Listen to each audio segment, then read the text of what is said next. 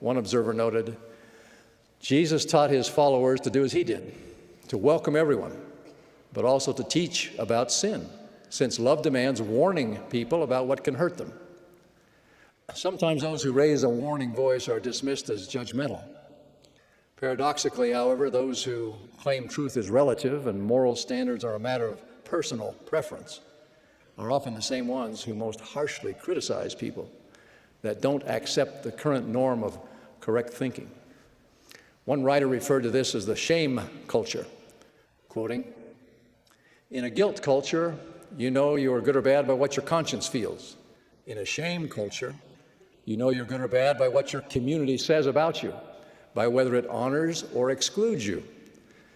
In the shame culture, moral life is not built on the continuum of right and wrong. It's built on the continuum of exclusion and inclusion. Everybody is perpetually insecure in a moral system based on inclusion and exclusion. There are no permanent standards, just the shifting judgment of the crowd. It's a culture of oversensitivity, overreaction, and frequent moral panics, during which everybody feels compelled to go along. The guilt culture could be harsh, but at least you could hate the sin and still love the sinner. The modern shame culture allegedly values inclusion and tolerance, but it can be strangely unmerciful to those who disagree and those who don't fit in," unquote.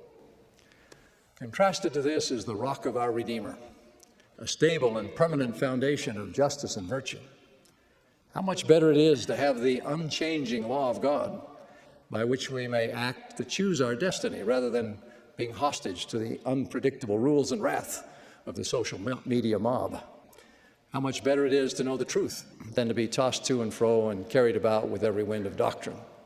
How much better to repent and rise to the gospel standard than to pretend there is no right or wrong and languish in sin and regret.